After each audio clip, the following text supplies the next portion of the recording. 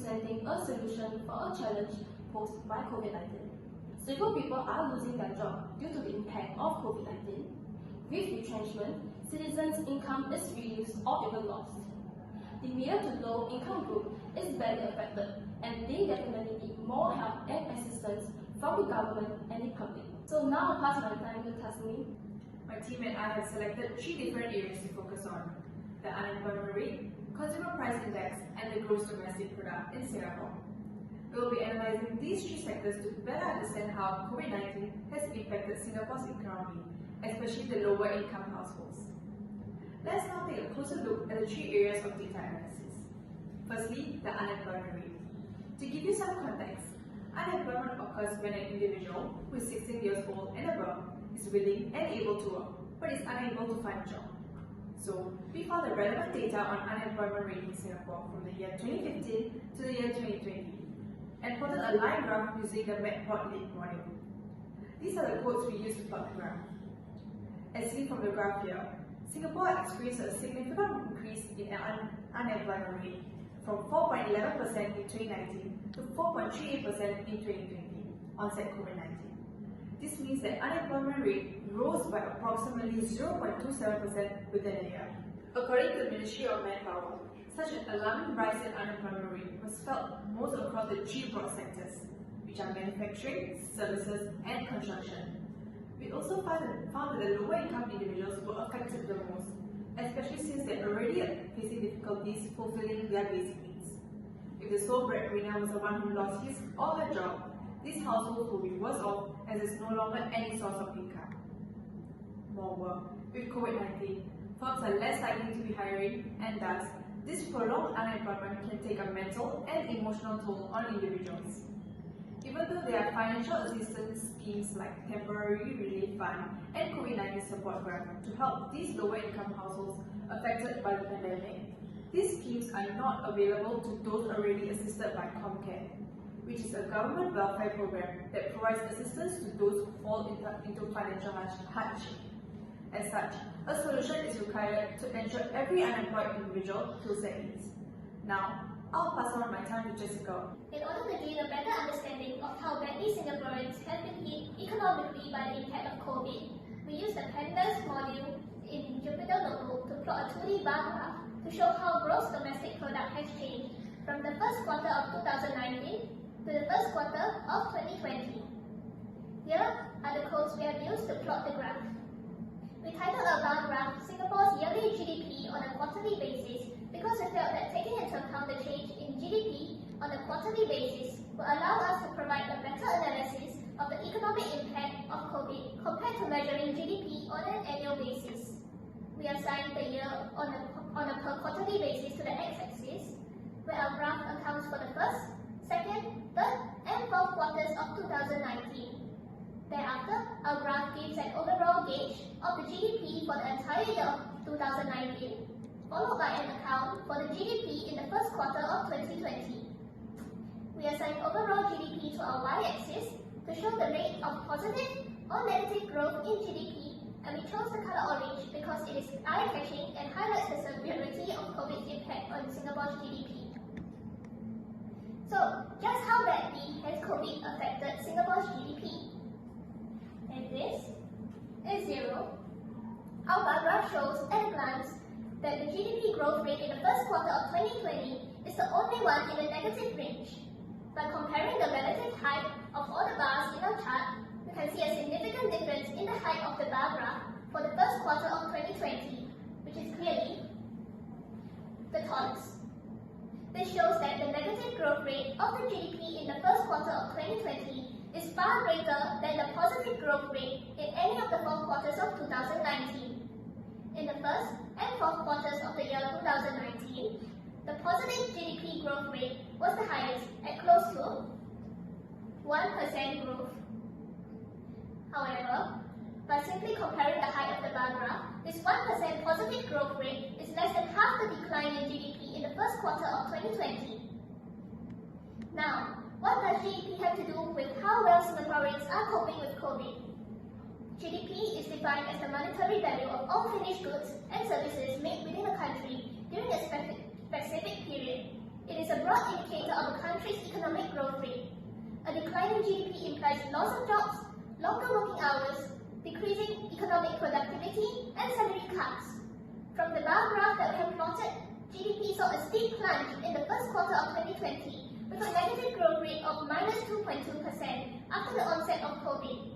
This contrasts to the overall GDP in 2019, where GDP saw a positive growth rate of 0.7%. Hence, Singaporeans will be on a tighter budget for their living expenses, and it becomes extremely important that they are able to manage their financial expenditure. Now, I will be passing my time on to Roshana. Moving on to analyzing the Consumer Price Index, also known as CPI. CPI measures changes in the price level of a weighted average market basket of consumer goods and services purchased by households.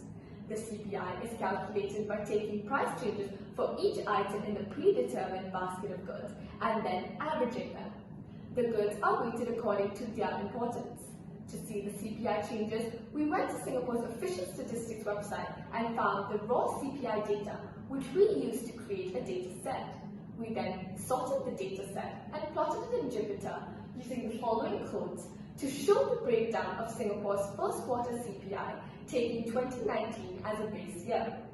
The basket of goods in Singapore includes food, clothing and footwear, housing and utilities, household durables and services, healthcare, transportation, communication, research and culture, education, miscellaneous goods and services, and the last bar shows the overall CPI for the first quarter of 2020. As seen from the last bar, the CPI for all items for general households fell by 0.2%. Out of the 10 goods in the basket, 7 of the goods' CPI did fall. Some even fell by 3.3%, like clothing and footwear. Household durables and services, as well as communication, remained relatively unchanged. The anomaly good that had an increased CPI was food, with a 1.9% CPI increase. Now, what do these numbers even mean?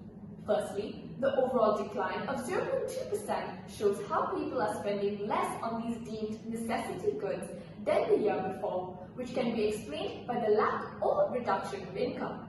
This also shows us that the standard of living has reduced due to COVID-19. This can also be linked to the increasing unemployment rate that Tasman earlier mentioned about.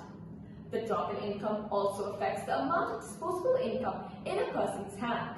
Disposable income has reduced as seen from the 3.3% drop in clothing and footwear, which is considered a non-essential item in relation to other goods in the basket.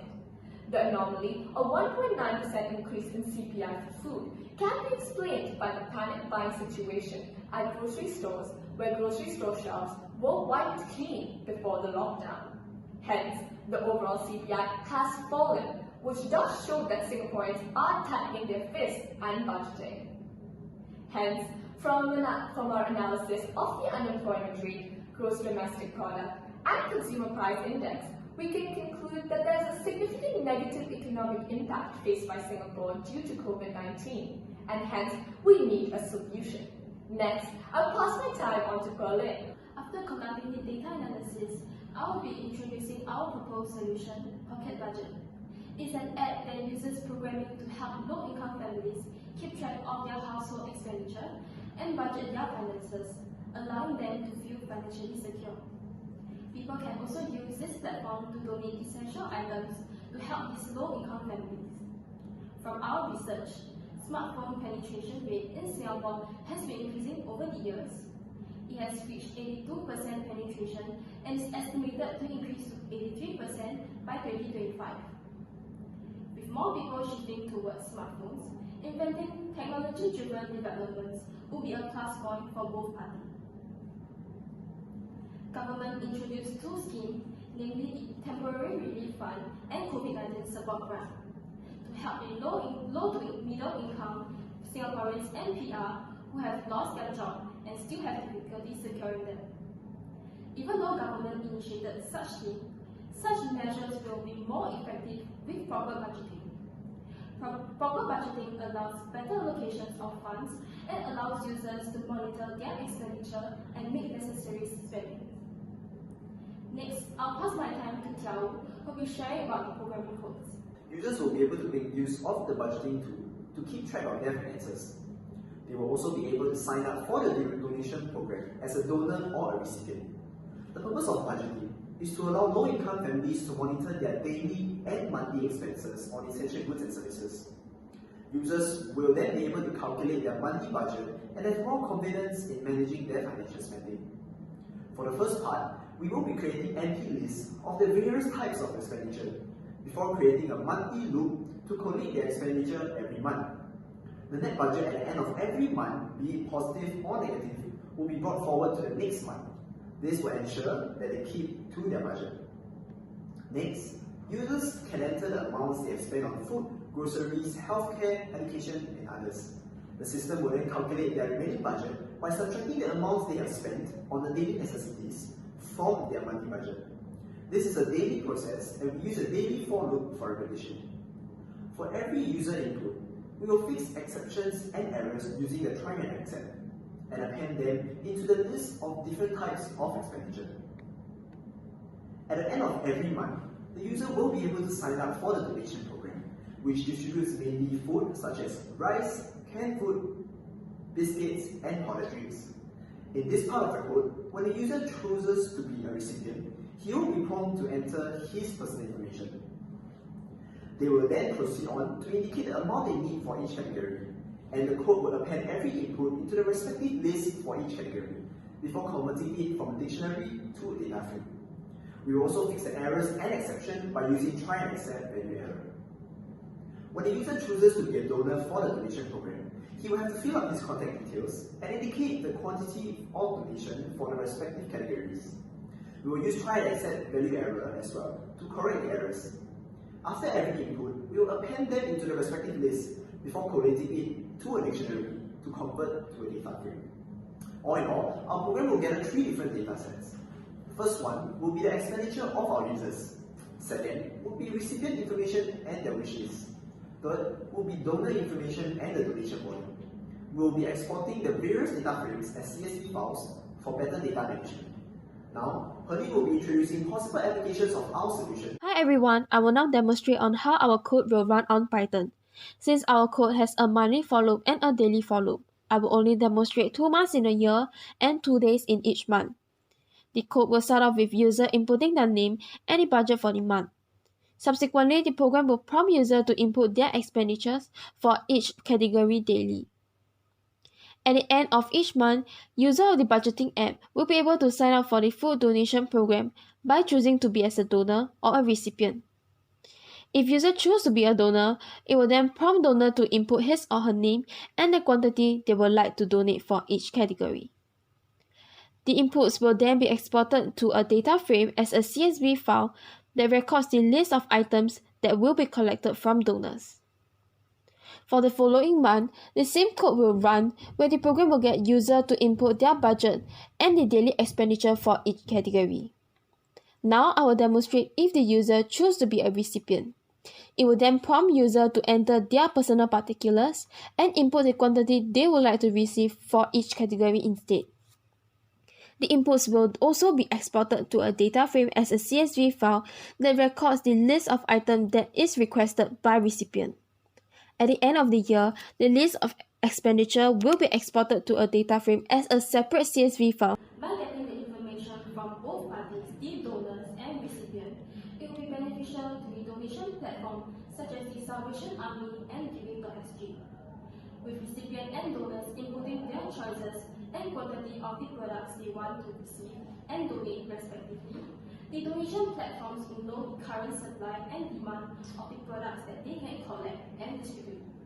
This will improve the efficiency of the donation process. The application provides users with the benefits such as the tracking of their finances, allocating of funds, and increase their financial safety. From our analysis, it is evident that there is a significant impact on the economy of Singapore due to COVID-19.